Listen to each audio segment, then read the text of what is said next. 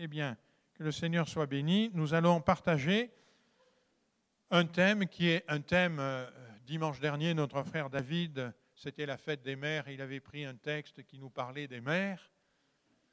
Je pense que si on peut parler d'un sujet aujourd'hui, c'est peut-être de la Pentecôte. Puisqu'il y a sur la terre 2,5 milliards d'individus qui aujourd'hui se souviennent que c'est la Pentecôte. C'est un texte, bien sûr, que nous allons lire et après on va rentrer plus dans des commentaires que Jésus lui-même va faire. Et puis, je vous donnerai un témoignage personnel. Mardi, il y avait des témoignages et je crois que ça fait du bien d'avoir des témoignages. Et moi, j'ai eu le privilège de vivre une expérience où j'ai vu la main de Dieu comme de quoi être encore 20 ans après, encore soufflé de voir combien Dieu agit. Alors on partagera ça si vous voulez bien. Alors on va prendre le texte de base de la Pentecôte dans Acte 2. On va lire les 13 premiers versets. Ça commence ainsi, le jour de la Pentecôte. Je m'arrête tout de suite. Le texte introduit en disant c'était le jour de la Pentecôte. Ce n'était pas la Pentecôte des chrétiens. Là, je viens de dire qu'il y a 2,5 milliards de chrétiens qui mentionnent ou qui se souviennent aujourd'hui de la Pentecôte. Mais dans le texte, lorsqu'il nous est dit le jour de la Pentecôte, il ne s'agit pas d'un jour que les chrétiens marquaient. C'était la Pentecôte, un jour de fête juive. Au départ, la Pentecôte, Pentecôte, ça vient de la racine penta, qui veut dire 50 après, et c'était 50 jours après la Pâque. Et 50 jours après la Pâque, il y avait une fête juive qui était la fête des moissons, ou encore des prémices, où tout le peuple, c'était une fête de reconnaissance pour les moissons. Et tout le peuple reconnaissait que, quelque part, s'ils étaient dans l'abondance, s'il y avait ce qu'il fallait pour se nourrir, c'était le don de Dieu. Et il y avait un grand moment de joie, de réjouissance avec un rassemblement, et tout le monde louait Dieu pour la fête des moissons. Et puis, au fil du temps, a été associé à cette fête le souvenir qu'à peu près aussi 50 jours après la Pâque, eh bien, Moïse a reçu les tables de la loi de l'Éternel. Et donc a été associé dans cette fête de Pentecôte juive à la fois les moissons, les prémices, mais aussi le souvenir que Dieu a donné une loi au peuple. Et donc c'est ce jour-là où tout le peuple juif se rassemblait, le jour de la Pentecôte. Ils étaient tous ensemble dans le même lieu. Là, il est question de ils, c'était les disciples de Jésus. Ils étaient tous ensemble dans le même lieu. Tout à coup, il vint du ciel un bruit comme celui d'un vent impétueux. Il remplit toute la maison où ils étaient assis. Des langues semblables à des langues de feu leur apparurent, séparées les unes des autres, et se posèrent sur chacun d'eux. Ils furent tous remplis du Saint-Esprit et se mirent à parler en d'autres langues, selon que l'Esprit leur donnait de s'exprimer. Or, il y avait en séjour à Jérusalem des Juifs, hommes pieux de toutes les nations qui sont sous le ciel. Au bruit qui eut lieu, la multitude accourut. Elle fut confondue parce que chacun les entendait parler dans sa propre langue.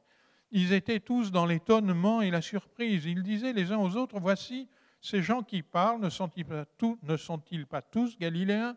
Et comment les entendons-nous dans notre propre langue à chacun, dans notre langue maternelle ?» Parthes, Mèdes, Élamites, ceux qui habitent la Mésopotamie, la Judée, la Cappadoce, le pont d'Asie, la Phrygie, la Pamphylie, l'Égypte, le territoire de la Libye, voisine de Cyrène, et ceux qui sont venus de Rome, juifs et prosélytes, crétois et arabes. Comment les entendons-nous parler dans les langues des merveilles de Dieu? Ils étaient tous dans l'étonnement et ne sachant que penser, ils se disaient les uns aux autres, « Que veut dire ceci ?» Mais d'autres se moquaient et disaient, ils sont pleins de vin doux. On arrête là notre lecture. Donc ce jour historique, c'était la fête de Pentecôte pour tout le peuple juif, mais les disciples se sont rassemblés à part. Ils étaient tous ensemble et il y a eu l'effusion du Saint-Esprit sur eux tous.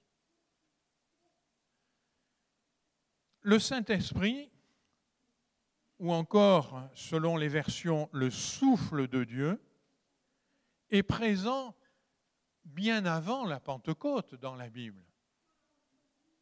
Le Saint-Esprit n'est pas, si j'ose dire, la première intervention du Saint-Esprit ne se trouve pas à la Pentecôte. Le Saint-Esprit, il est partout dans la Bible. Et on pourrait prendre des tas d'exemples dans l'Ancien Testament où le Saint-Esprit a agi. Et voyez-vous, le premier exemple, parce que celui-là c'est le premier de tous, c'est qu'il nous est dit, alors je ne vois pas bien si ça, voilà, il nous est dit que au commencement, Dieu créa les cieux et la terre était informe et vide, il y avait des ténèbres à la surface de l'abîme, et l'Esprit de Dieu se mouvait au-dessus des eaux.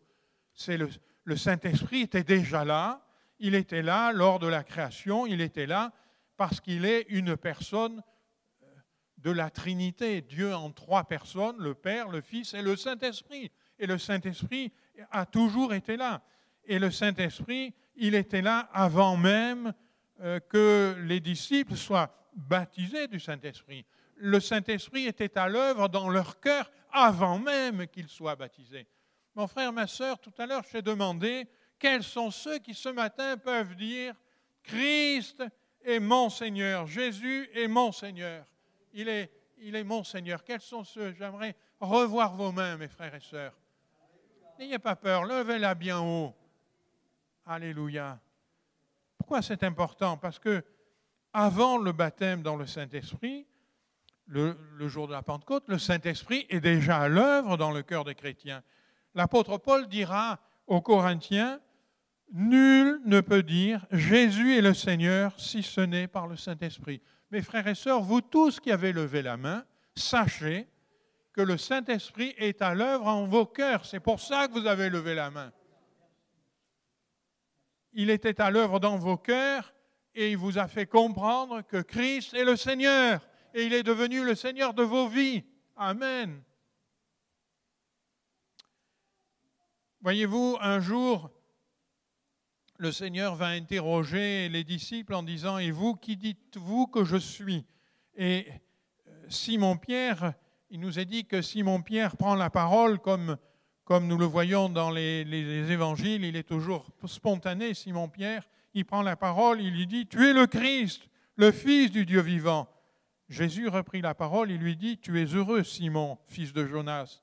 Ce ne sont pas la chair et le sang qui t'ont révélé cela, mais mon Père qui est dans les cieux. » C'est-à-dire, Simon-Pierre, ce n'est pas un enseignement d'homme. Ce ne sont pas la chair et le sang. Ça veut dire, ce n'est pas ce qui vient de l'humanité. Ce n'est pas un enseignement humain. Ce n'est pas la chair humaine. Ce n'est pas le sang humain. Ce n'est pas l'homme qui t'a appris ces choses. Mais c'est une révélation dans ton cœur.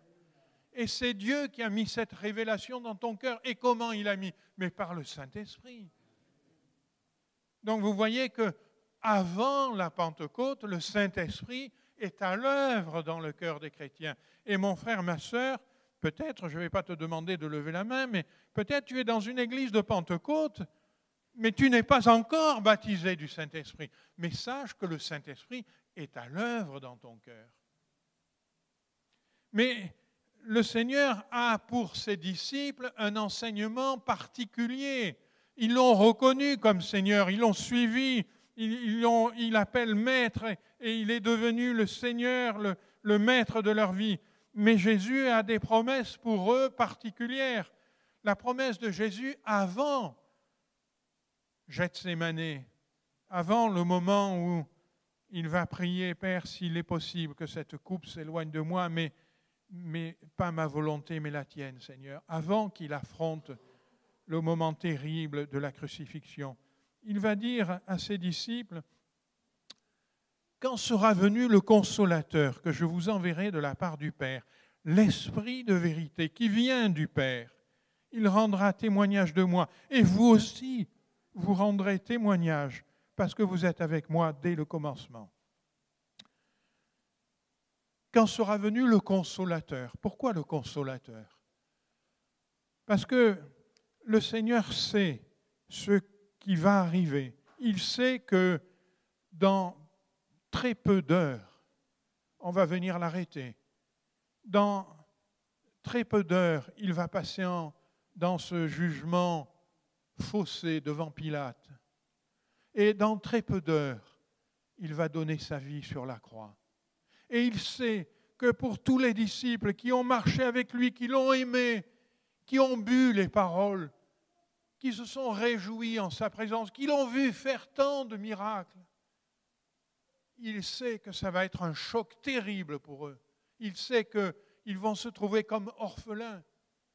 Mais il leur dit, voilà, quelque chose va venir, l'Esprit de vérité. Il sera un consolateur. Il va vous consoler. Votre peine, votre tristesse va être couverte par sa présence. Le consolateur que je vous enverrai de la part du Père, l'Esprit de vérité qui vient du Père.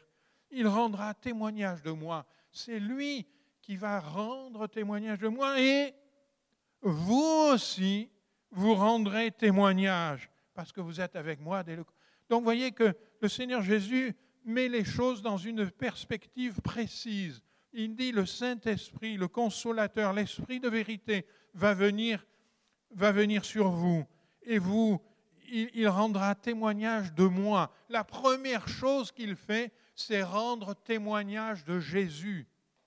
Et parce qu'il aura rendu témoignage de Jésus dans vos cœurs, alors vous serez capables, vous aussi, de rendre témoignage.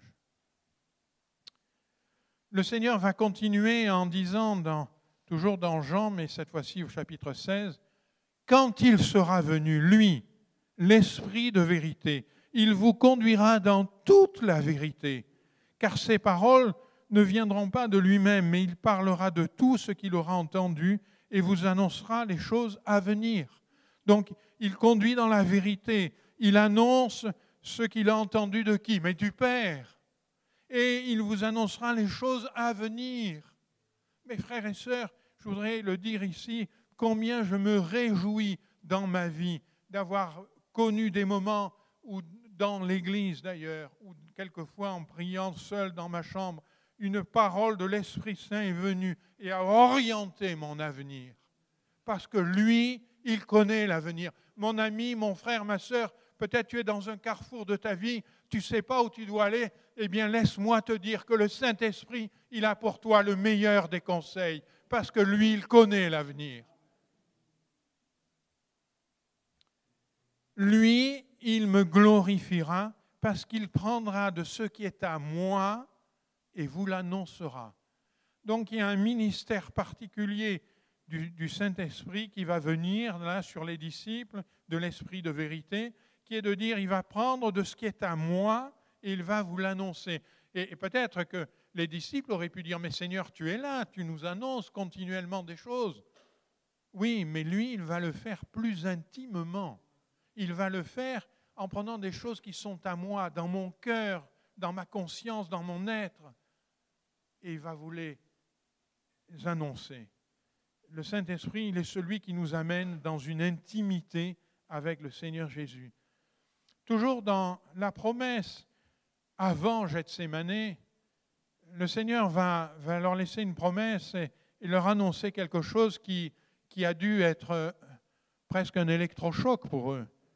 Maintenant, je m'en vais vers celui qui m'a envoyé, et aucun de vous ne me demande « Où vas-tu » Mais parce que je vous ai dit ces choses, la tristesse remplit votre cœur. Cependant, je vous dis la vérité, il vous est avantageux que je m'en aille. Car si je ne m'en vais pas, le Consolateur ne viendra pas vers vous. Mais si je m'en vais, je vous l'enverrai. Vous vous rendez compte? Il vous est avantageux que je m'en aille. Imaginez-vous, si nous avions Jésus dans son ministère terrestre, au milieu de nous, Vous savez, les réunions de prière, les réunions pour imposer les mains, etc., ça serait simple. Hein. Le Seigneur vient, impose les mains, la personne ressort guérie.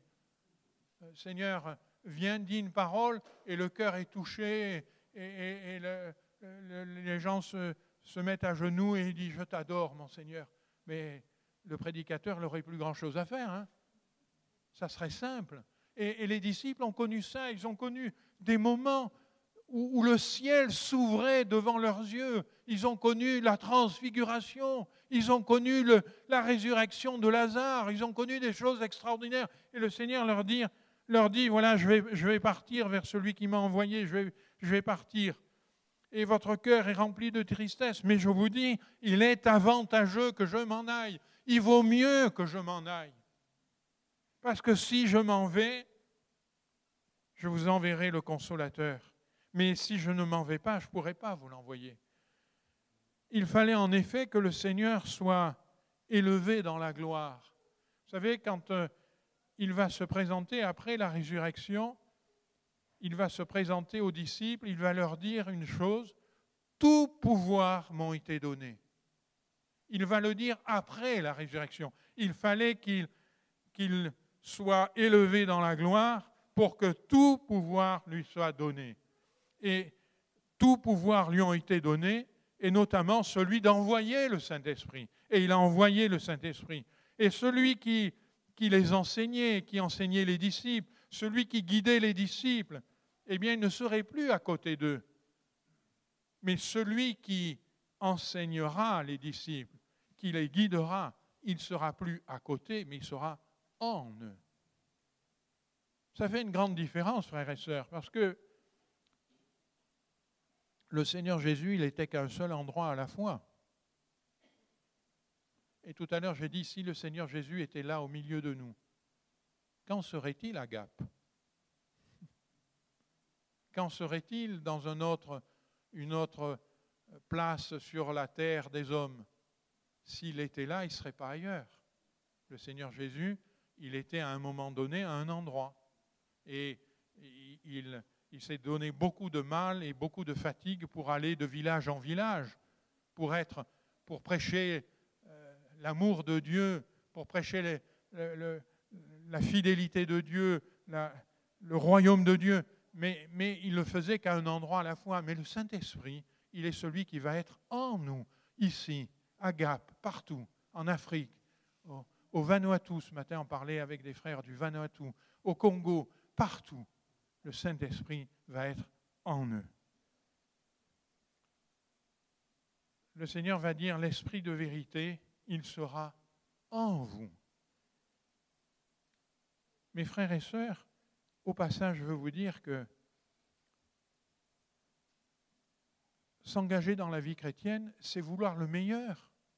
Et comment je peux m'engager dans la vie chrétienne sans aspirer fortement que le Saint-Esprit soit en moi? Ce matin, on a chanté « Je m'abandonne, Seigneur, viens ». Oui, mais Seigneur, ce n'est pas que des mots. Je veux vraiment que tu viennes en moi. Je veux vraiment que le Saint-Esprit m'inonde, remplisse ma vie. Je veux vraiment, Seigneur, que le Saint-Esprit gouverne ma vie et soit en moi. Amen. Alors, les disciples, oui, il est avantageux aussi pour eux que le Seigneur parte parce qu'ils ne connaîtront plus Jésus dans sa chair, dans la chair. Ils ne connaîtront plus Jésus sous la forme du serviteur dans l'abaissement. Le Seigneur s'est abaissé jusqu'à devenir le serviteur. Le serviteur au point même de laver les pieds des apôtres. Et vous connaissez que Pierre va dire « Mais non, jamais, Seigneur !» Tellement il s'est abaissé. Et voyez-vous, l'apôtre Paul dira aux Corinthiens,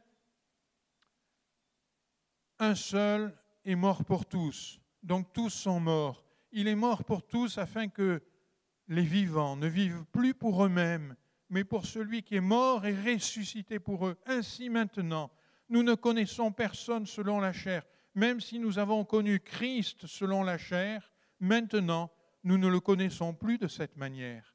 Eh bien, on peut connaître Christ selon la chair.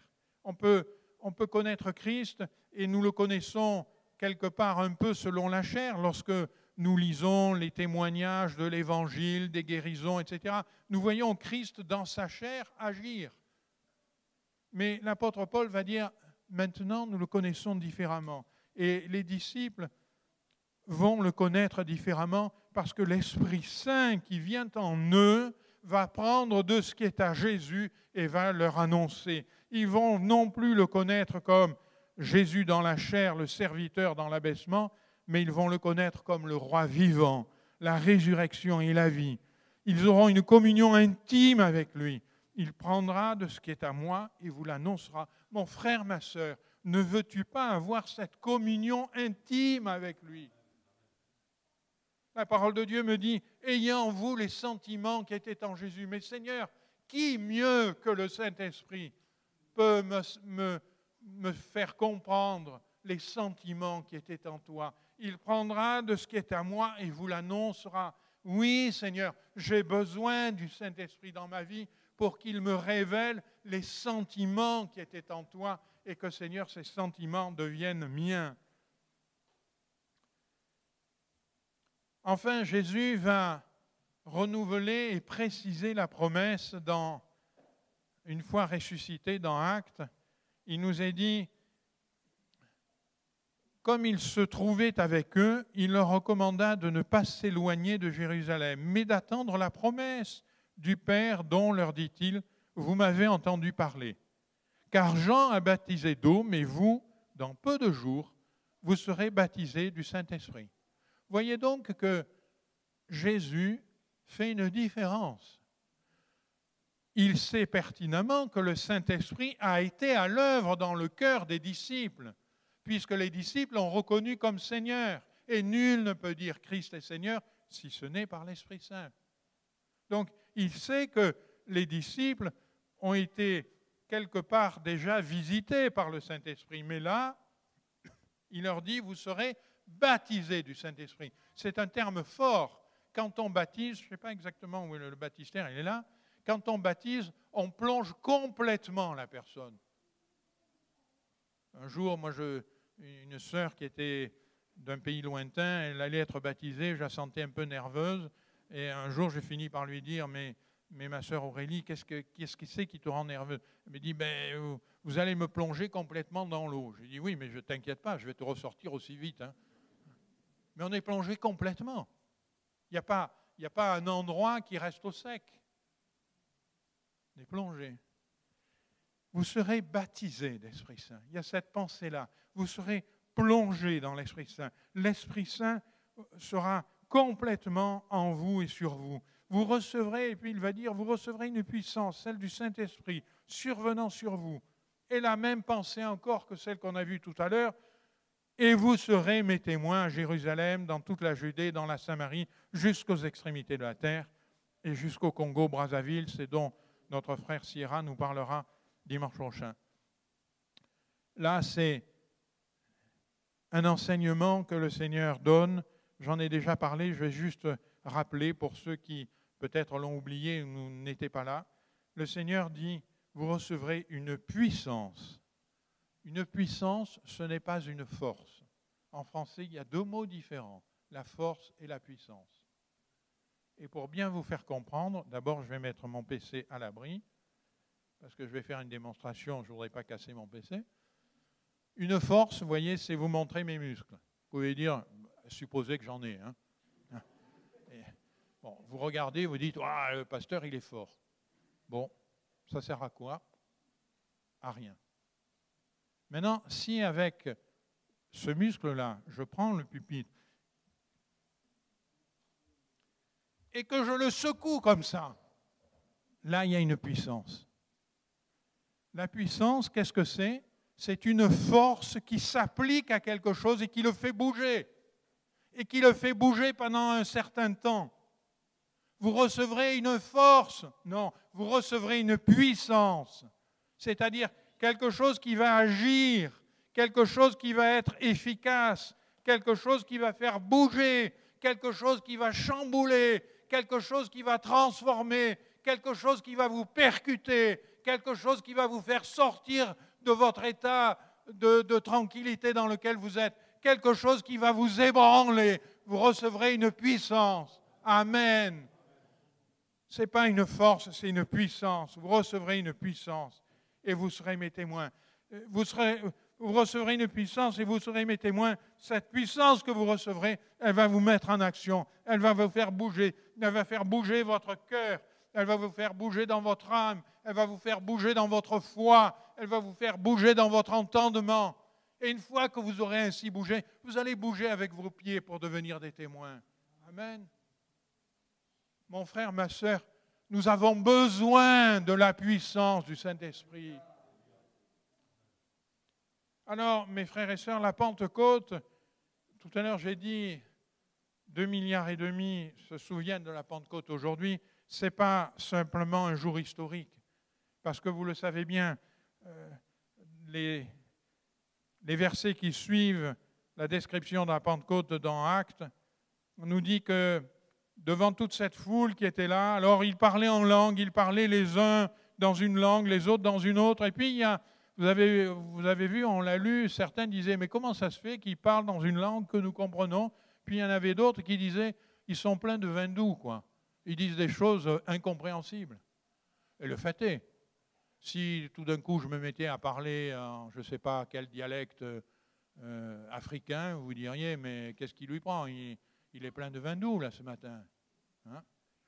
Quand c'est quelque chose qu'on ne comprend pas, l'homme, il fait vite de classer ça en disant, mais c'est déraisonnable.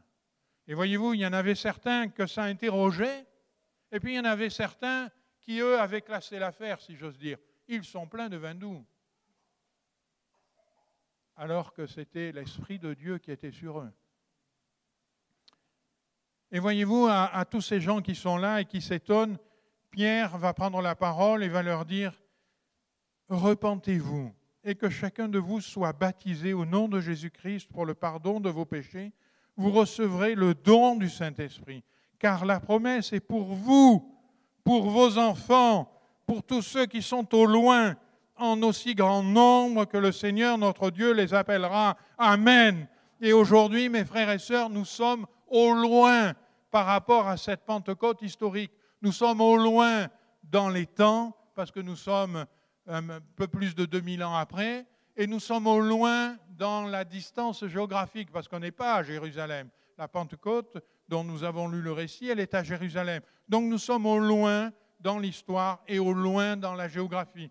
Mais Pierre dit, la promesse est pour vous, pour vos enfants, pour tous ceux qui sont au loin. Et il rajoute, en aussi grand nombre que le Seigneur notre Dieu les appellera. Amen. Vous savez, dans le monde des hommes, on est habitué à ce que les choses sont toujours en un certain nombre d'exemplaires, mais il arrive un moment donné, on arrive à la fin de la série. C'est les fins de série, il n'y a plus que quelques exemplaires. Alors des fois, d'ailleurs, on solde. Mais avec le Seigneur, ce n'est pas la fin d'une série. En aussi grand nombre que le Seigneur les appellera. Mon ami, mon frère, ma sœur, ce matin, le Seigneur veut que tu sois baptisé du Saint-Esprit. Il veut que tu sois rempli du Saint-Esprit. Il n'y a aucune limitation pour que tu le sois. Et je voudrais vous donner, mardi c'était des témoignages, je voudrais vous donner un témoignage personnel en vous parlant de Jean Daniel. J'étais pasteur stagiaire, j'étais à l'église de Versailles, le pasteur était Michel Fauré, et il y avait dans l'église un garçon, Jean Daniel, qui avait une trentaine d'années, qui avait eu une tumeur à la tête, il avait été opéré et ça allait mieux, et il était responsable du groupe de jeunesse, et puis, quelque temps après, la maladie a repris.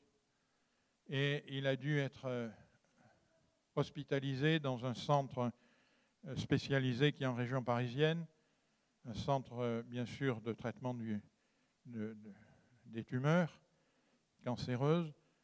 Et nous, avec Michel Fauré, nous allions le voir autant qu'on le pouvait, c'est-à-dire en gros toutes les semaines, passer un moment avec lui, prier avec lui. Évidemment, toute l'Église priait pour lui. C'était un frère qui était très engagé dans l'Église, il animait le groupe de jeunesse, il aimait le Seigneur et toute l'Église aimait ce frère, ce jeune frère.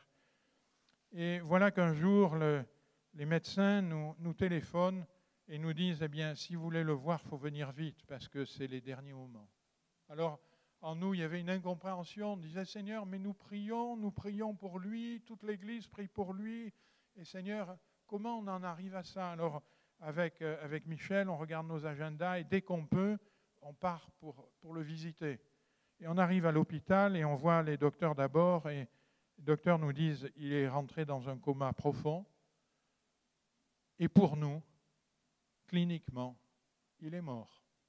Parce que son électroencéphalogramme est plat depuis 12 heures. Il est plat. Alors, il respire encore parce que c'est la mécanique du corps, l'élan du corps qui fait qu'il y a encore une respiration, mais pour nous, il est déjà mort. Alors nous sommes rentrés dans la chambre. Je peux vous dire qu'on avait une grande émotion en nous. Et au bout de quelques minutes, sans parler, j'ai regardé Michel Fauré, j'ai dit qu'est-ce qu'on fait? Michel m'a dit écoute, on va se mettre chacun d'un côté du lit, on va poser notre main sur son épaule et on va prier. Alors on l'a fait, mais vous savez, l'apôtre Paul dit des fois le Saint-Esprit, il nous donne des paroles parce qu'il comble notre faiblesse et le Saint-Esprit vient parler. Et c'est ce qui est arrivé, on a posé nos mains, mais que demander au Seigneur? Et tous les deux, en pleurant, on s'est mis à parler en langue, à haute voix, et on disait Seigneur, Seigneur, tu es souverain. Et on parlait en langue. Et pendant qu'on parlait en langue, une troisième voix s'est mise à parler en langue avec nous, celle de Jean Daniel. Son électroencéphalogramme était plat. Il était dans le coma et il était mort, cliniquement mort. Mais le Saint-Esprit, il a ouvert la bouche de Jean Daniel et il s'est mis à prier en langue avec nous. Et on est resté, je ne sais pas vous dire, vous savez, dans ces moments-là, l'émotion, la joie en même temps est si forte qu'on ne sait pas dire le temps. On a prié pendant un certain temps en langue, tous les trois. Et puis on s'est arrêté, il s'est arrêté. Il n'est pas revenu à la vie. Et lorsque j'ai vu ses parents, ses parents sont chrétiens, j'ai pu leur dire, mon frère, ma sœur, je peux vous dire que dans la parole, il est écrit que si l'esprit de celui qui a ressuscité Christ est en vous, il rendra la vie à vos corps mortels. Eh bien, mon frère, ma sœur, je peux vous dire que votre fils, l'esprit de celui qui a ressuscité Christ, était en lui. Et soyez sûrs qu'il aura la vie et la vie éternelle. Amen. Comment le Saint-Esprit est-il capable de faire ça? Je ne saurais pas vous l'expliquer. Il n'y a que Dieu qui peut faire ça. Alors, pourquoi je dis ça? Parce que mon frère, ma sœur, il faut que tu saches bien que parler en langue n'est pas le produit de notre esprit.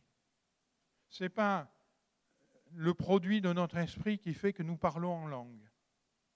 Ce n'est pas une spécificité d'un mouvement d'église. Comme si, vous savez, il y a des églises qui ont des traditions, certaines comme ci, certaines comme ça, et puis il y a des églises, on les appelle pentecôtistes, qui ont...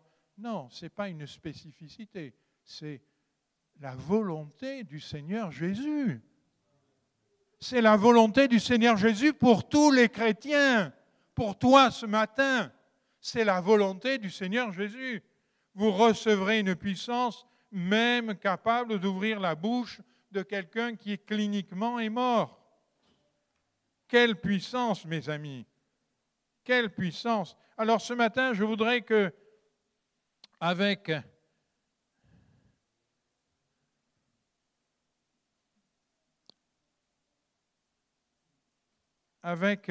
ce texte, nous réalisions bien que la promesse est pour vous aujourd'hui. il y a un parallèle frappant. Voyez-vous, 50 jours après avoir délivré le peuple juif, Dieu lui donne la loi. Et 50 jours après avoir sauvé l'Église, parce que Jésus a accepté la croix et qu'il a été ressuscité, eh bien 50 jours après, Jésus envoie le Saint-Esprit qui seul peut nous conduire dans toute la vérité, parce que le Seigneur ne l'a pas dit plusieurs fois, il a dit au sujet du Saint-Esprit, il vous conduira dans toute la vérité. Il peut nous révéler Christ intimement, il prendra de ce qui est à moi et vous l'annoncera. Il peut faire de nous des témoins des miracles qu'il fait.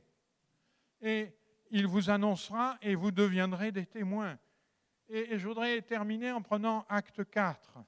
Acte 4, vous savez, c'est ce passage où les disciples, ils ont prêché, ils ont continué à prêcher au nom de Jésus, on les arrête, on les menace, et ils retournent vers les leurs, et ils vont, avec l'Église, ils vont prier. Il nous est dit dans Acte 4, 31, « Quand ils eurent prié, le lieu où ils étaient assemblés trembla. Ils furent tous remplis du Saint-Esprit. Ils annonçaient la parole de Dieu avec assurance. Ils furent tous remplis du Saint-Esprit. » Qui étaient-ils, ce tous? Eh bien, c'était ceux qui avaient connu la Pentecôte. Mes frères et sœurs, ils ont été renouvelés dans le baptême du Saint-Esprit. Ils ont été renouvelés dans l'effusion du Saint-Esprit. Et ensuite, ça fait d'eux des hommes et des prédicateurs, des témoins complètement différents. Et il nous est dit, ils annonçaient la parole de Dieu avec une pleine assurance parce qu'ils étaient remplis du Saint-Esprit. Mes frères et sœurs, ce matin, le Seigneur veut nous remplir du Saint-Esprit. Amen. Il veut que nous soyons de ceux et de celles qui le connaissions intimement. Et il n'y a que l'Esprit Saint qui peut faire ça. Il veut que nous soyons conduits dans la vérité et que les choix de nos vies, il les oriente parce que lui, il connaît le futur. Il le veut. Et c'est notre responsabilité de dire, Seigneur, viens, remplis-moi du Saint-Esprit. Les apôtres, ils étaient tous ensemble, réunis. Ils étaient là pour dire, tu as fait une promesse, nous nous y tenons, nous voulons recevoir cette promesse. Alors, mes frères et sœurs, ce matin, je vous prie de vous attendre à l'effusion du Saint-Esprit. Et même si vous avez déjà été baptisés du Saint-Esprit, comme dans Acte 4, Seigneur, nous voulons un renouvellement. Nous voulons, Seigneur, de nouveau être visités du Saint-Esprit. Seigneur, tu l'as envoyé le Saint-Esprit afin de nous conduire, afin de nous enseigner, afin de nous rendre forts, afin de nous donner cette puissance qui va ébranler nos vies, ébranler nos cœurs, ébranler notre entourage, ébranler le monde. Seigneur, merci. Nous voulons l'effusion du Saint-Esprit. Amen. Alors je vous invite, mes frères et sœurs, on va se lever à nos places. On va se tenir devant Dieu. Et s'il y en a qui veulent venir sur le devant pour dire, Seigneur, moi je veux particulièrement être baptisé du Saint-Esprit. Je veux être renouvelé du Saint-Esprit. Je veux, Seigneur, que tu étendes ta main sur moi. Je veux être étonné, Seigneur. Je veux voir la puissance de Dieu. Alors n'hésitez pas, faites-le, venez devant. On ne va pas prier individuellement pour chacun de vous, mais on va prier collectivement pour tous ensemble. Seigneur, nous nous tenons devant toi. Nous nous souhaitons, nous voulons, nous aspirons. Seigneur, nous voulons. Venez là, ma sœur, venez là sur le devant. Venez, on va tout regrouper, tous ceux qui s'avancent là. Voilà, venez, poussez-vous encore là. Voilà, de l'autre côté, pareil. On se tient devant Dieu, on dit, Seigneur, moi je veux plus. Je veux, Seigneur, ce matin, je m'abandonne à toi. Tout à l'heure, on a chanté, je m'abandonne à toi. Eh bien, Seigneur, oui, je veux m'abandonner à toi. Mon frère, il va venir avec l'équipe de chant, on va rechanter ce chant. Je m'abandonne à toi. Seigneur, je ne veux pas avoir... Vous savez, quelquefois, j'ai observé que certains ont peur. Ils se disent, mais qu'est-ce que c'est que le baptême du Saint-Esprit? Mon frère, ma sœur, n'aie aucune crainte. Le Seigneur te donne quelque chose de merveilleux. Il te donne quelque chose qui va te faire du bien. Il te donne une puissance. Approchez-vous un peu plus parce qu'il y en a qui ne peuvent pas venir là. Voilà. Il te donne quelque chose qui va transformer ta vie. Quelque chose qui va faire de toi un témoin pour sa gloire. Mes frères, avancez-vous un peu. Alors, nous voulons nous tenir devant Dieu et lui dire, Seigneur, maintenant, ce matin, nous voulons marquer ce jour d'une pierre blanche. Nous voulons ce jour, Seigneur, soit un jour particulier. Nous voulons nous tenir comme se tenaient les disciples, tous ensemble. Et nous voulons, Seigneur, voir ta promesse. Seigneur, les promesses que tu as faites, je ne me contente pas de les lire, je veux les vivre. Les promesses que tu as faites, Seigneur, je ne me contente pas de les entendre, être rappelées culte après culte. Je veux les vivre. Je veux que ton esprit soit à l'œuvre dans ma vie. Je veux être baptisé de ton esprit. Je veux qu'il y ait un revêtement de puissance sur ma vie. Seigneur, je te demande ces choses maintenant, Seigneur. Maintenant, au nom de Jésus-Christ, baptise du Saint-Esprit. Fais l'œuvre du Saint-Esprit en chacun de ces cœurs. Baptise de ton esprit, Seigneur, au nom de Jésus-Christ. Seigneur, tu as envoyé le Saint-Esprit. Et ce matin, nous voulons dire, Seigneur, viens et baptise de ton esprit. Donne-nous d'être les témoins de miracles que seul Dieu fait.